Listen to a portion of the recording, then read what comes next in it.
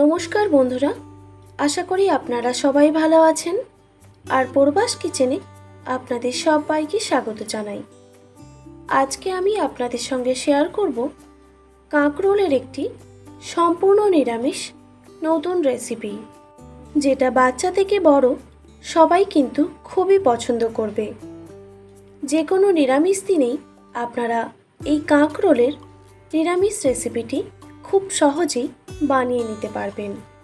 আশা করি আজকের রেসিপি আপনাদের ভালো লাগবে। তো চলুন বন্ধুরা, দেখে নেওয়া যাক আজকের এই রেসিপিটি।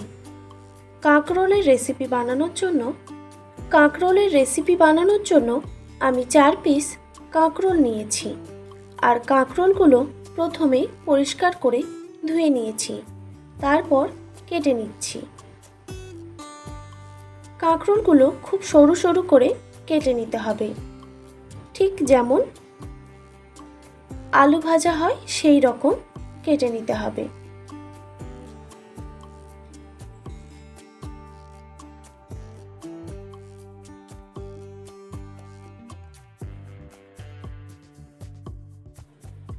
দেখুন, ঠিক এই রকমভাবে খুব মিহি করে কেটে নিতে হবে।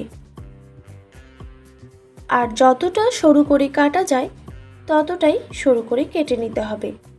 যদি আপনারা এর থেকেও মিহি করে কাটতে পারেন তাহলে কেটে নেবেন। এই একইভাবে আমি বাকি কাঁকরোলগুলো কেটে নেব।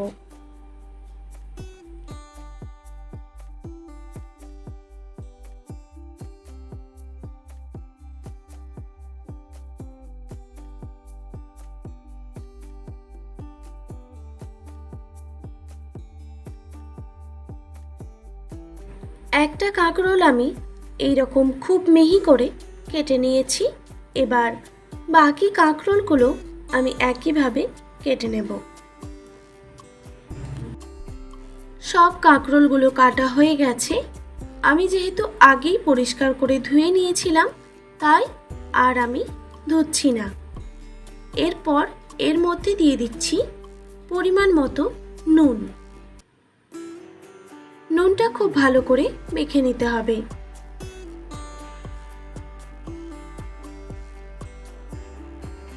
নুন মাখিয়ে আমি বেশ কিছুক্ষণ রেখে দেব, তাহলে রান্না করতে সুবিধা হবে।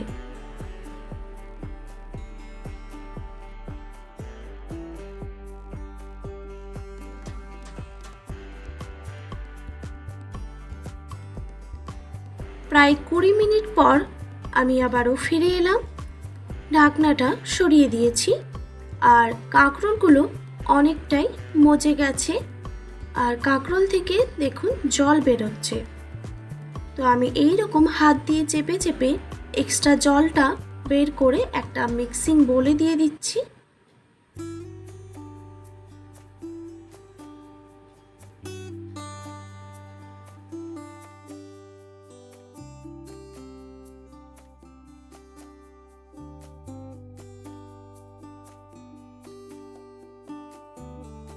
আর কাঁকরোলের যে এক্সট্রা জলটা, এটা কিন্তু রান্নাতে লাগবে না, এটা আমি ফেলে দিলাম। এরপর হাত দিয়ে একটু ভালো করে কাঁকরোলগুলোকে এইভাবে মেখে নিতে হবে।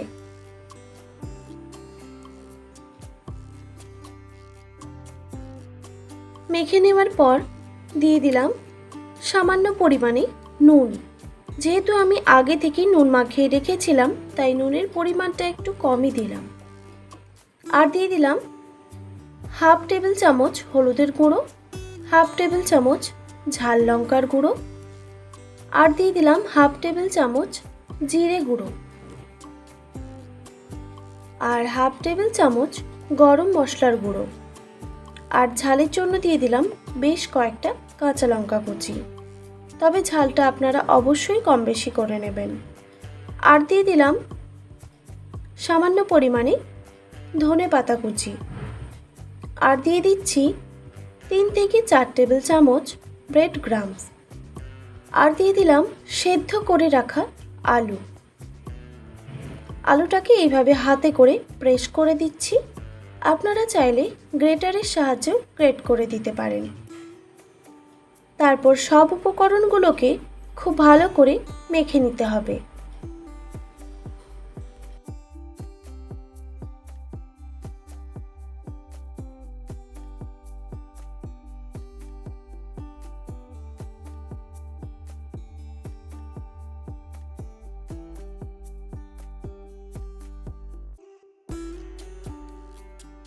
সব উপকরণগুলো ভালো করে মাখা হয়ে গেছে। এবার এর থেকে ছোট ছোট কাটলেটের মতো বানিয়ে নিতে হবে। প্রথমে হাতে করে এইভাবে বল শেপ করে নিয়ে একটু হাত দিয়ে এইভাবে প্রেস করে দিলেই রাউন্ড শেপ হয়ে যাবে। দেখুন একটা রেডি হয়ে গেল। তো আপনারা চাইলে কিন্তু আপনাদের পছন্দ মতো শেপে বানিয়ে নিতে পারেন। আমি আরও একটা আপনাদের বানিয়ে দেখাচ্ছি।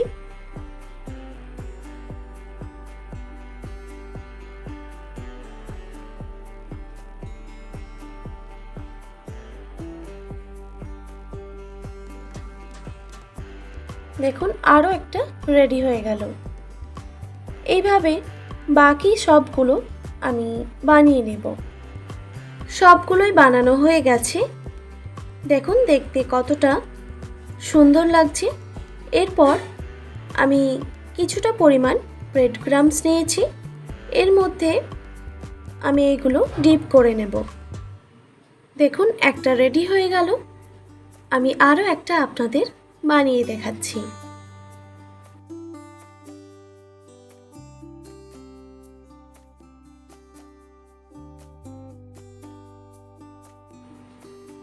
ঠিক একইভাবে আমি সবগুলোই বানিয়ে নেব। সবগুলোই বানানো হয়ে গেছে। এরপর এইগুলো ভেজে নিতে হবে।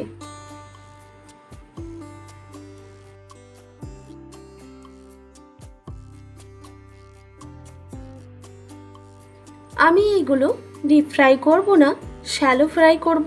সেই জন্য একটা তাওয়ার মধ্যে দিয়ে দিলাম 1 টেবিল চামচ সাদা তেল। আপনারা চাইলে কিন্তু ডিপ ফ্রাইও করে নিতে পারেন। গ্যাসের ফ্লেমটা একদম লোতে রেখে এইগুলো ভেজে নিতে হবে। তো একসঙ্গে সবগুলো ভাজা যাবে না, তাই আমি দুটো ব্যাচে ভেজে নেব।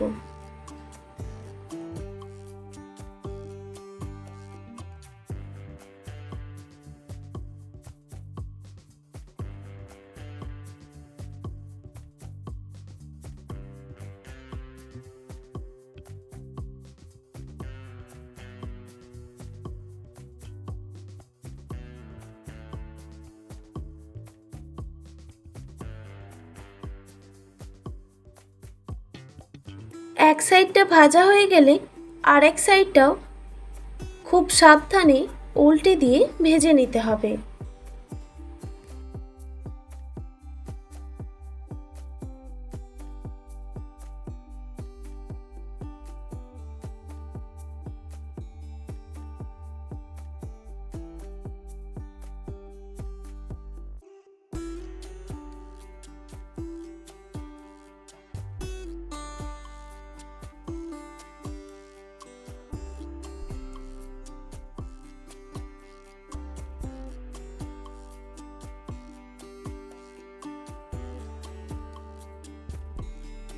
এরকম গ্যাসের ফ্লেমটা লোতে রেখে আমি বড়াগুলো ভেজে নিয়েছি।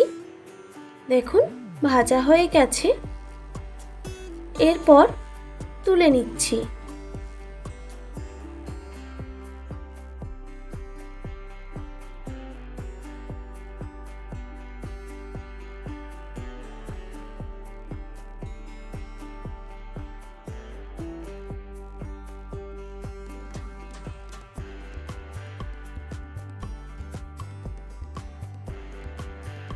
তারপর আবারও ওই তাওয়াতেই আমি 2 টেবিল চামচ সাদা তেল দিয়ে বাকি বড়াগুলো একইভাবে ভেজে নেব।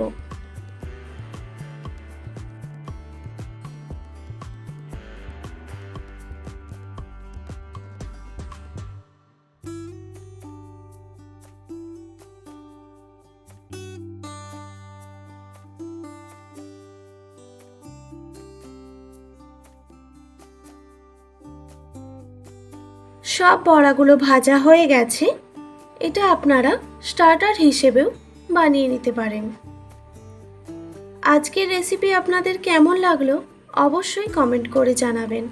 আর রেসিপি ভালো লেগে থাকলে অবশ্যই একটি লাইক, শেয়ার অ্যান্ড সাবস্ক্রাইব করে আমার পাশে থাকার অনুরোধ রইল। আর পাশে থাকা বেল আইকনটিও প্রেস করে দেবেন, তাহলে নিত্য নতুন রান্নার ভিডিওগুলি আপনাদের কাছে পৌঁছবে। ভালো থাকবেন, সুস্থ থাকবেন। দেখা হচ্ছে নতুন কোনো রেসিপি নিয়ে। আর এতক্ষণ আমার সঙ্গে থাকার জন্য আপনাদের সবাইকে অনেক ধন্যবাদ।